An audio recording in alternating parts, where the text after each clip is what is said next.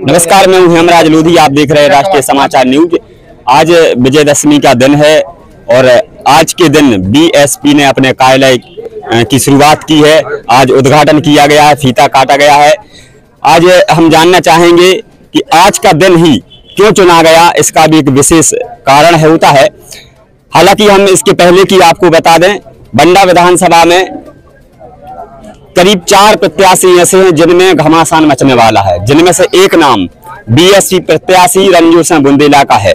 रणजोर सिंह बुंदेला भाजपा छोड़कर के बीएसपी में शामिल हुए थे। इन्होंने लगातार कई महीनों से इन्हें पहले एक फाग यात्रा निकाली थी। फाग यात्रा में बिना किसी जाति भेदभाव को देखते हुए इन्होंने फाग यात्रा निकाली और जहां भी गमी या अनरय हुए थे वहां पर पहुंचने का कार्य किया था। और उसके बाद इनके कार्यक्रम के बाद लोगों में ये चर्चा का विषय बना रहा कि रणजोर सिंह बुंदेला हैं जो हर घर तक पहुंचने का काम किया जिनसे उनका संपर्क नहीं था। तो एक वो नाम था। बीजेपी से बाद इन्होंने बीएसपी में सदस्यता ली और बीएसपी के भाइयों के साथ मिलकर के इन्होंने अपनी एक नई शुरुआत करने जा रहे हैं। 17 तारीख को मतदान होना है। जितने भी प्रत्याशी लगातार दमखम के साथ चुनाव लड़ने जा रहे हैं। आज हम उनसे ऐसी ही शख्सियत हैं, हम उनसे बात करते हैं। अब साहब, आपने बीएसपी से ही चुनाव लड़ने की इच्छा जाहिर की?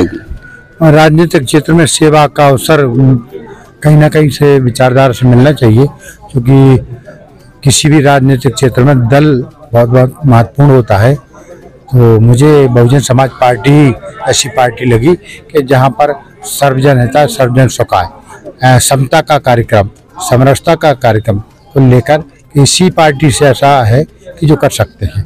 बाकी अन्य पार्टियों में तो केवल दिखावा होता है, सामाजिक भोज हो जाते हैं, समरसता के भोज हो जाते हैं, लेकिन कहीं कहीं दूर दूर तक केवल देखने को बर मिलता है और भोजन करने के बाद लौट कर देखते भी नहीं है उन परिवारों को, दलित परिवारों को, शोषित परिवारों को, पिछड़े परिवारों को या उन गरीब हमारे अनुसूचित जाति के परिवारों को, आदिवासी भाइयों के लिए कभी लौट कर देखा भी नहीं है। केवल वोट के लिए ही सब किए जाते हैं। इसके पहले 5 साल चुनाव के पहले कभी कुछ नहीं किया जाता है ऐसे परिवारों के लिए। राजनेता बहुजन समाज पार्टी जिंदाबाद जिंदाबाद। राजनेता तो राजनीति में खुद का स्वार्थ लेकर के आते हैं। क्योंकि आप एक सत्ताधारी पार्टी से को छोड़कर एक बीएसपी पार्टी में आए हैं जिसका अभी ज्यादा मध्य प्रदेश में हिस्सेदारी नहीं है। सत्ता का सुख की मुझे कोई आवश्यकता नहीं थी कि सत्ता के ही माध्यम से मुझे सुख मिले।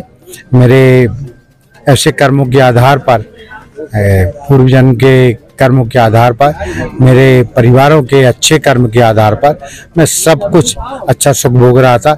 लेकिन मेरे खुद के सुख भोगने से कुछ नहीं होता, लेकिन जो जनता की तकलीफ थी, तो जनता की तकलीफ के लिए मुझे वो सुख छोड़कर जनता का कुछ कैसे सुख मिले, उस उद्देश्य के लिए मैं इस क्षेत्र में आया हूं और उसी उद्देश्य के लिए मैं बहुजन समाज पार्टी के माध्यम से इस जनता की सेवा करना चाहता हूं। मुझे किसी भी राजनीतिक सुख की आवश्यकता नहीं है। जनता के बीच में आप किन मुद्दों को लेकर के जाएंगे? जनता के बीच में हमारी बंडा विधानसभा में पिछड़ेपन का कारण है, बेरोजगारी का कारण, शिक्षा का है, स्वास्थ्य का कारण है, बेरोजगारी का कारण है, पलायन का कारण है।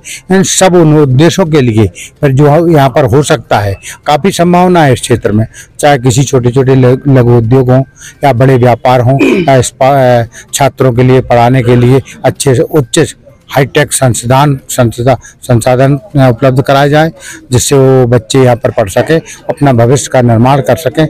ऐसे भी क्षेत्र है कि यहाँ पर, तो उन उद्देश्यों के लिए कि हम अपने छात्रों के लिए कैसे उच्च शिक्षा दिला सकें।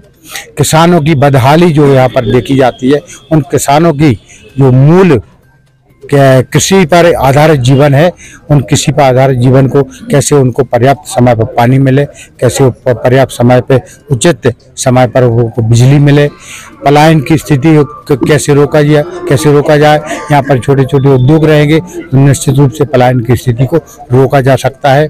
यहाँ पर सोराई फैक्ट्री है, तो उससे जो पर्यावरण प्रदूषण हो रहा उसको रोकने के लिए हम सरकार पर दबाव बनाएंगे कि ये संस्था जो लगाई गई, जो इकाई लगाई गई है, वो किस उद्देश्य से लगाई गई है, और यदि उसका उद्देश्य पूरा नहीं हो पा रहा तो मैं निश्चित रूप से सरकार तक इस बात पर दमदारी से कहूँगा कि या तो ये बंद होना चाहिए और बंद नहीं होती तो यदि पर्यावरण प्रदूषण हो रहा, यहाँ पर लोगों का जीवन जीना भी कठिन हो रहा, वातावरण दूषित हो रहा, फसलों का नुकसान हो रहा, इसका विकल्प निकाल कर इस फैक्ट्री को चालू रखें और रोजगार पैदा करें।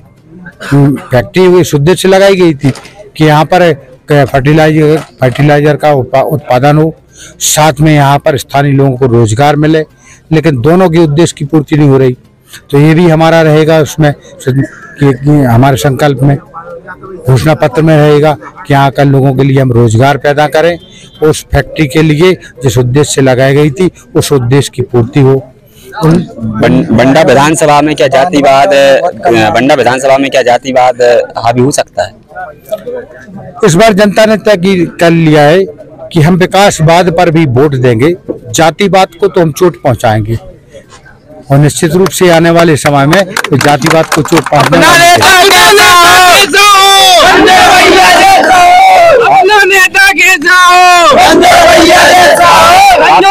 संघर्ष करो,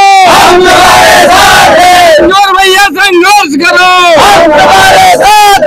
आप क्या मानते हैं विधायक नीला झंडा हाथी नेता, आप क्या मानते हैं जो है विधायक हमारा क्षेत्रीय होना चाहिए या फिर जनता ऐसे किस तरीके से देखना चाहती है? वर्षों से पूरे मध्य प्रदेश के अंदर, केवल बंडा विधानसभा क्षेत्र में नहीं, पूरे मध्य प्रदेश में ये मांग चलती है कि हमारा स्थानीय व्यक्ति होना चाहिए। और मैं मानता हूँ किसी भी दल का हो, व्यक्ति तो विधानसभा का ही होना, विधानसभा का ही प्रत्याशी होना चाहिए, क्योंकि उस सुख दुख का वो साथी होता है।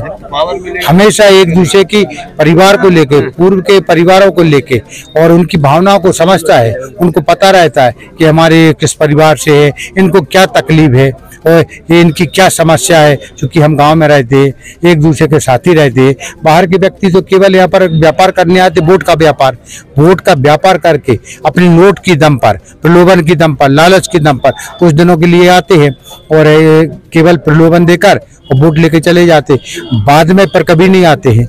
मैंने पहले भी कई प्रत्याशियों को देखा है यहाँ पर कि 10 सालों से पहले चुनाव लड़े लेकिन लौट कर यहाँ पर नहीं आए, फिर चुनाव हो गए तो फिर आ गए। तो स्थानीय व्यक्ति यदि होता है, निश्चित रूप से कोई भी किसी भी दल का हो, यदि स्थानीय व्यक्ति होता है, साथ में वो जनसेवक भी हो, केवल स्थानीय व्यक्ति नहीं हो, केवल जनसेवक भी हो, लोगों की भावनाओं को समझता हो, उनके सुख दुख में शामिल हुआ हो, कभी केवल इस बात को लेकर नहीं क्योंकि कोई पारिवारिक व्यक्ति हो उसको उठा के और प्रत्याशी बना दिया जाए, ये नहीं होना चाहिए। यहाँ पर ऐसा व्यक्ति हो, ऐसा जनसेवक हो जो लोगों के बीच में रहता हो, उनकी समस्याओं को सुनता हो, उनकी समस्याओं को हल करता हो, उनके बीच में रहता हो। तो आने वाले समय में ये लोगों की भावनाएं रहती है, लोगों के विचार रहते कि स्थानीय व्यक्ति यदि होता है तो हमारे बीच का ही भाई रहता है और स्थानीय व्यक्ति को मत मिलना चाहिए और मिलता है। मैं देखता हूँ कि इस बार स्थानीय व्यक्ति जितने भी हैं स्थानीय व्यक्ति और जो सेवक हैं उनके लिए जनता का आशीर्वाद मिलने वाला है। उल्लनवाद में क्या कहना चाह रहे हैं आप? सेवक कैसे मानते हैं? सेवक तो वही होता है जो जनता के बीच में रहता है, जनता के सुख दुख में शामिल होता है, जनता की छोटी छोटी समस्याओं को सुनता है, चाहे परमट को लेकर हो, चाहे राशन को लेकर हो, चाहे स्वास्थ्य की सुविधाओं को लेकर हो। छोटी छोटी बड़ी समस्याएं तो प्रशासनिक स्तर पर होती रहती हैं, राजनीतिक स्तर पर कभी कभी हो जाती हैं, लेकिन लोगों की जो छोटी छोटी तकलीफें हैं उनके लिए सुनने वाला कौन होता है? उनके लिए तो वही सेवक होता है जो जनता के बीच रहता है। बंडा विधानसभा में एक उल्लन बांध बना हुआ है जिससे कई किसानों की जमीनें चली गई, लेकिन कई बार किसानों ने भी प्रयास किया है, आंदोलन किए हैं, चक्का जाम किए हैं, लेकिन उसके बाद भी उन्हें उनका मुआवजा जो मिलना चाहिए वो आज तक नहीं मिल पाया। निश्चित रूप से बड़ा गंभीर विषय है और तकलीफ देह है किसानों के लिए, उन परिवारों के लिए।